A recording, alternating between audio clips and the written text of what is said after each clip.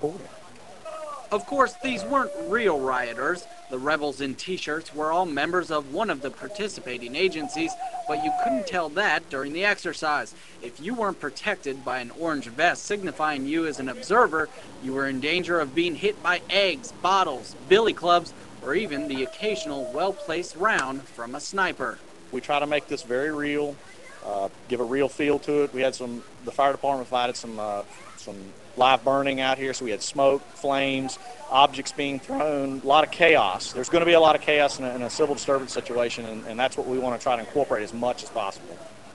Teamwork plays a major role. Mountain Police had to coordinate with the fire department, while National Guard troops marched in formation toward the rioters. Without cooperation throughout all the agencies, the rioters would have quickly taken control. I think everybody learned a little bit. Mistakes are made, but we'd rather make those mistakes here than in a real situation. This was the fourth year the agencies have participated in this drill, and organizers say the old adage, practice makes perfect, certainly holds true in the face of disaster. And then, see, you talk about this, and mainstream writes articles about me like I'm crazy, making up troops and troop deployments when it's the Army Times, the Army War College.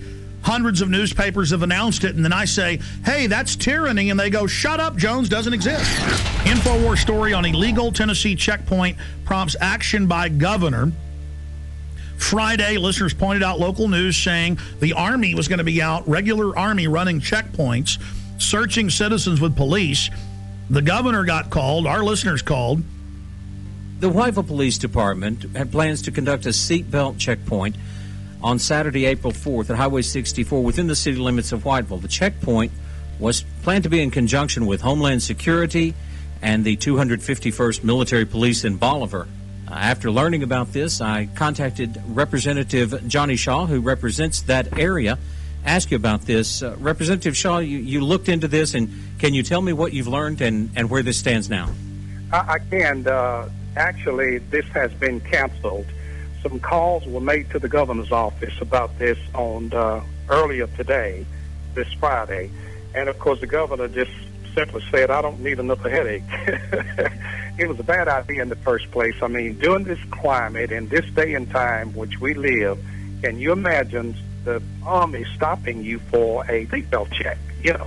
We'll follow up with you on that, sir, and find out what steps are taken to protect, to see that something like this the public is notified in the future. Definitely we will, because the public should have been notified if it was going to happen, and I'm going to make sure that I call all of the local authorities and ask them not to do this anymore, but if they should even attempt to make sure that they contact people like myself and make sure that people are notified as to what is going to happen.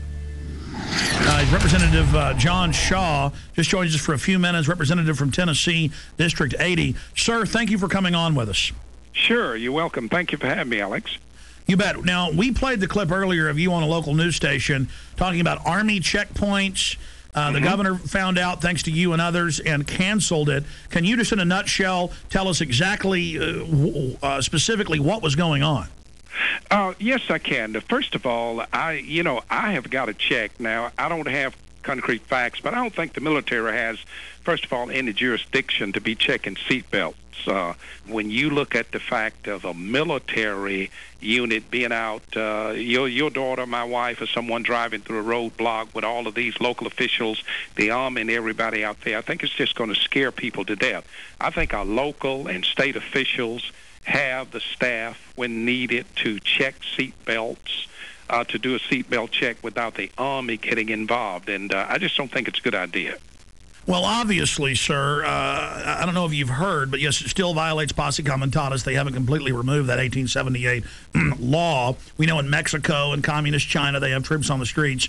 This is a sign of a banana republic, of a third world police state, so that we don't want that.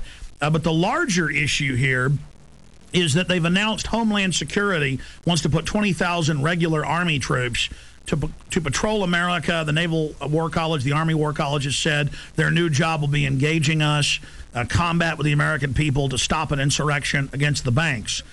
So, A, are you aware of that? B, can you tell us specifically what units, how why the Army was going to be out running checkpoints? Well, I got this news late on Friday, and when I got the news, I immediately jumped on it to try to call some local authorities that I knew first to see what was going on. And when I made the call, I found out at that point in time that the governor had already made the decision to cancel this, and which I was very proud of that. But I am not aware of Homeland Security doing this. I did hear that they would be involved in this roadblock issue on last Friday, but I am not aware of the other part of the question that you asked. Okay, specifically, though, when you talk to the local authorities, whose idea, where did it come from that regular Army is going to be out running checkpoints? I mean, a checkpoint is unconstitutional if you don't have warrants, and it's random for the police to do. Now the Army? I mean, again, sir, this is suddenly happening everywhere. This is part of a larger plan. So we as detectives are asking you, any other little tidbits you've got about who was behind this? Well, and I don't know, Alex. I can't answer that question other than the fact that it was going to take place in a little area of my district in a town called Whiteville, Tennessee, which would lead me to believe or to assume that the chief of police there was the one who orchestrated this idea. Was the state involved? Not to my knowledge at all. Okay, so the governor had to say no. So this is what we always see. The Army then probably approached some locals as part of their covert acclimation program. And State Representative Johnny Shaw, we appreciate you speaking out against this. We appreciate the governor saying no to this. Can you, just in closing, speak to why you were concerned about it and against it? Well, again, I was concerned because I think in this economic climate, or in this climate that we are in, well, can you imagine your wife, your daughter, my wife or daughter, even son, driving up to a checkpoint with Homeland Security, the military police, the state police, if they were involved, and then, of course, all of your local authorities? It's going to make someone think something bad has happened in the community, and I just don't think this is a good idea. I think it would have been a scare tactic that would have been hard for some of our citizens to get over, or maybe some of our senior citizens, and I'm totally against this kind of a tactic, and I'm going to do my best as a state representative to see that this does not happen again in my district, and hopefully nowhere in the state of Tennessee.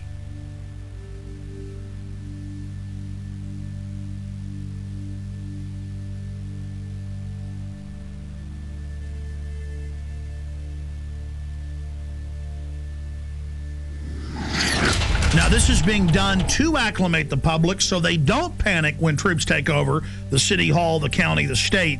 This is high treason. And Obama has taken all these new powers that Bush claimed and has expanded them day one. And suddenly the left that was against it isn't saying a thing. So that's part of the preparation. Guardsmen to conduct urban training at Arcadia in April. This is going on scaled back now. It says in this article, going door to door asking if they can search homes looking for weapons. And they practice raiding the local gun shop. And this is for domestic operations.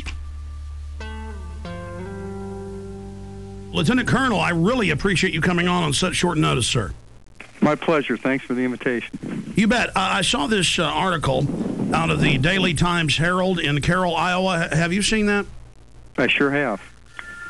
And it's telling us about an urban warfare drill to be held in several towns. Can you tell us about that?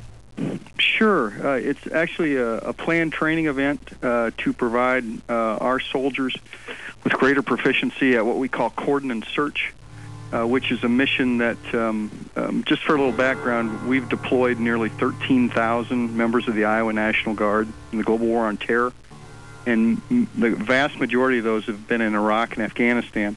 And one of the missions that they perform in Iraq and Afghanistan on multiple occasions is cordon and search, where basically you are trying to get to an area, cordon it off to make sure everything's safe, and then actually search for caches of weapons or other kinds of contraband which could harm American forces and other like Fallujah, forces. What we saw in Correct. Fallujah.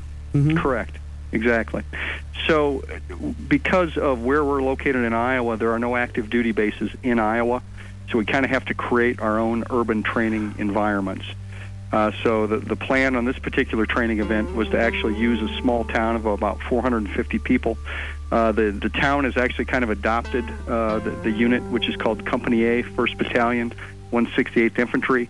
and they were more than willing to participate in the exercise.